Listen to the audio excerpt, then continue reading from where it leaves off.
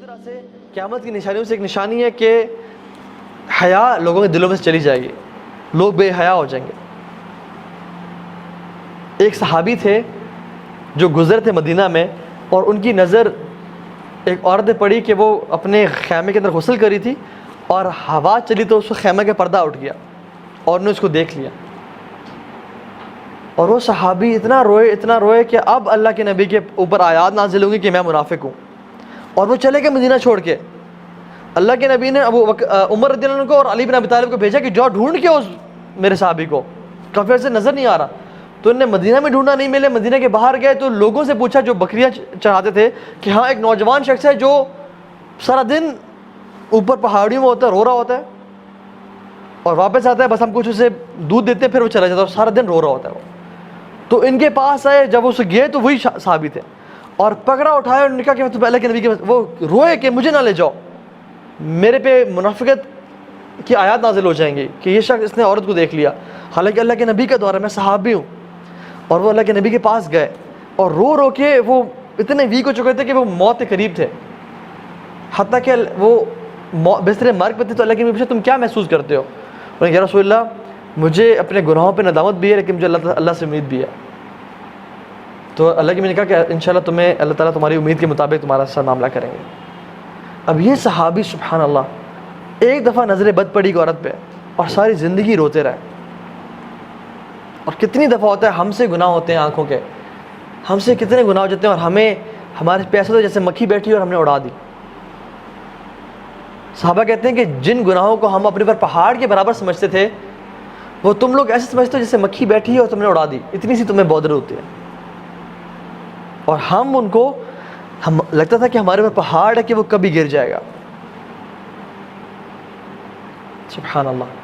اور ہم اتنے ڈیسینسٹائز ہو گئے ہیں برے دیکھنے پہ کہ اب تو پتہ ہی نہیں چلتا۔ جیسے انسان واش روم میں انٹر ہوتا ہے نا تو اسے بدبو محسوس ہوتی ہے، 10 منٹ 15 منٹ بیٹھا رہے نا تو اسے بو آنا ختم ہو جاتی ہے، وہ ڈیسینسٹائز ہو جاتا ہے۔ اسی طرح سے اللہ بچائے اس اسپریچول اسٹیٹ سے کہ جب ہم ڈیسینسٹائز ہو جائے گناہوں سے، کہ ہم گناہ کریں اور ہمیں پتہ بھی نہ چلے کہ ہم گناہ کر رہے ہیں، اور گناہ کرتے جائیں اور توبہ کے دروازے ہی ہم اپنے لیے بند کر لیں۔ اللہ کے نبی نے فرمایا السلام علیکم، کیسے آپ خیریت سے؟ اذا لم تستحی فاصنع ما شئت، کہ جب تمہارے اندر سے حیا نکل جائے نا پھر تم جو مرضی چاہے کرو۔ حیا جو ہے نا اٹس اے پارٹ آف ایمان۔ جب حیا انسان سے نکل جائے نا، جب وہ کسی عورت کو ایز این آبجیکٹ دیکھ رہا ہے، جب بھی کوئی عورت گزری ہے اس کی نظریں جھکی نہیں رہی اور حیا چلے گی، پھر کوئی لمٹ نہیں ہے، پھر وہ بہتا چلا جاتا ہے حتیٰ کہ وہ انسان دین سے متنفر ہو جاتا ہے، دین سے چھوڑ دیتا ہے، وہ نہ اس کو نمازوں میں مزہ، نہ اس کو دعاؤں میں مزہ آتا ہے، اور حتیٰ کہ وہ انسان شیطان اتنا گمراہ کرتا ہے کہ وہ کہتا ہے کہ اب تو لگتا ہے رب سنتا ہی نہیں ہے میری بات، اور جب رب سنتا ہی نہیں تو پھر رب ہے ہی نہیں، اور وہ کفر کی طرف چلا جاتا ہے۔ اور شروع کہاں سے ہوئی تھی؟ اس کی طرف سے۔ ہم انشاءاللہ سولوشن میں بات کر لیتے ہیں۔ میں نے کچھ سب سے ویسے اسٹیٹسٹک شیئر کرنے تھے کہ آج کل دنیا میں 56 ملین ایبورشنز ہو رہے ہیں، 56 ملین ایبورشنز ایوری ایئر۔ یہ آپ دیکھیں حالات، اور 21 سال کے بچے، 14 سال کی لڑکی سے لے کے 44 ایئرس کی عورت کے، اور 14 سے 19 سال کی لڑکیوں کے زیادہ ہو رہے ہیں ایبورشنز۔ یہ حالات ہیں دنیا میں، جو کہ کہتے ہیں بڑی ماڈرن سوسائٹی ہے۔ اور ایبورشن کا مطلب پتہ ہے کیا ہے؟ ایک بچہ زندہ، اس کا قتل، وہ زندہ ہے اور اس کو موت کے منہ میں ڈال دیا جاتا ہے۔ اور یہ سوسائٹی بڑی پڑھی لکھی سوسائٹی ہے جس نے جس کے رزلٹس یہ ہیں۔ 34 ملین HIV پیشنٹس ہیں، 34 ملین، اینڈ 90% آر چلڈرن۔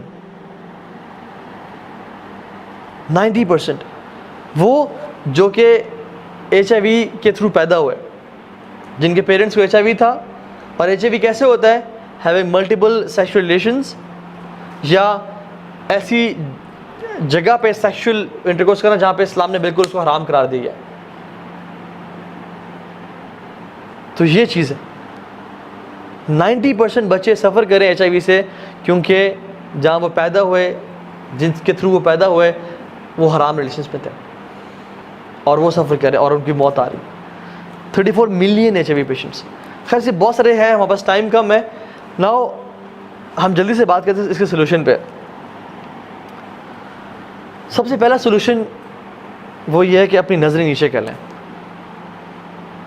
हदीस बात है जो नज़रें हैं ना, बुरी नज़र, ये शैतान के तीर हैं और शैतान का सबसे पहला हमला है. इसके थ्रू सारी चीज़ें अंदर दिल में जाती हैं. अगर ये आंखें झुकी रहें तो दिल के हालात ठीक रहेंगे, और अगर आंखें उठी रहीं और ये नीचे ना हुई तो दिल तबाह बर्बाद हो जाएगा, हत्ता कि इंसान कहाँ तक पहुँच जाएगा. और बात सारी शुरू होती है थॉट्स के साथ. इंसान को थॉट्स आती हैं, थॉट्स पे जब वो परसिस्ट करता है उनको ख़त्म नहीं करता, आउज़ु बिल्लाहि मिनश शैतानिर रजीम पढ़ के नहीं छोड़ता, तो क्या होता है, फीलिंग्स डेवलप होनी शुरू होती हैं. और जब फीलिंग्स को इंसान ख़त्म नहीं करता, रोकता नहीं है, तो क्या होता है, एक्शन करता है वो. और जब वो एक्शंस करता रहता है हत्ता कि उसको रोकता नहीं है, तो वो उसकी सेकंड नेचर और बिहेवियर बन जाता है. ये एक साइकिल है जिसको हम करते हैं.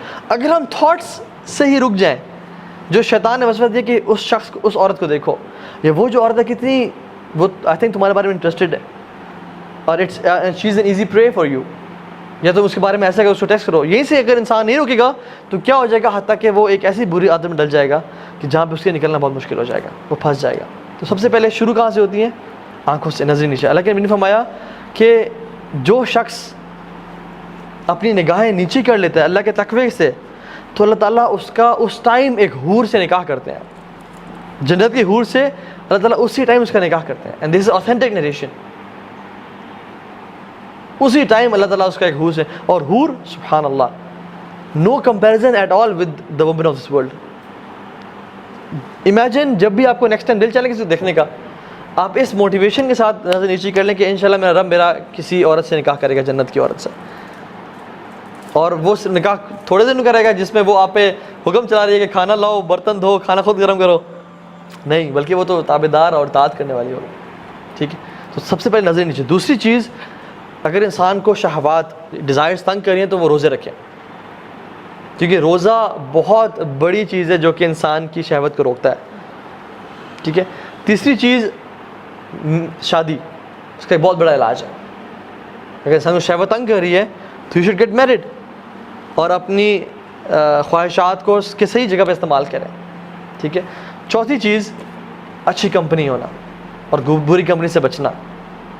क्योंकि बुरी कंपनी जो है ना, अगर एक बुरी कंपनी में इंसान है और वो औरतों के बारे में बात करें, या इसके बारे में बात कर रहे हैं, या पोर्नोग्राफिक मटेरियल के बारे में बात करें, या किसी मूवी के बारे में बात करें जिसमें लस्टफुल और वो है, तो आप एग्जैक्टली उनके पीछे चलने शुरू हो जाएंगे और आप उस चीज़ में पड़ जाएंगे जहाँ पे आपकी बुरी कंपनी जा रही है.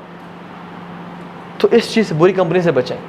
चाहे आप जितने भी नेक हैं, कुरान के हाफिज़ हैं, मुत्तकी हैं, दाढ़ी रखी हुई है, सब कुछ है, बुरी कंपनी में रहेंगे तो अल्टीमेटली, अरबी का मक़ूल है अस्साहिबु साहिब.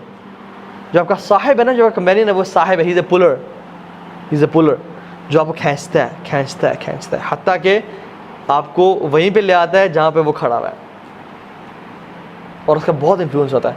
इब्न क़य्यिम अल-जौज़ी रहमहुल्लाह कहते हैं कि बुरा दोस्त शाम से बदतर है, क्योंकि शाम तो इंसान को डंग मार के मौत के मुंह में डालता है.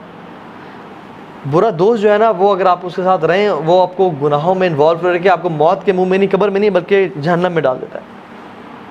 और फिर इब्न क़य्यिम कहते हैं कि बुरा दोस्त शैतान से ही बदतर है, क्योंकि शैतान तो आपको आता है और कान में वसवसे करता है कि ये काम करो, फलां काम करो. बुरा दोस्त तो आता है, आपको उठाता है, आपको ले जाता है गुनाह की जगह पे, आपसे गुनाह करवाता है, और फिर आपको 100 बहाने देता है कि अपने माँ बाप को क्या बताना है.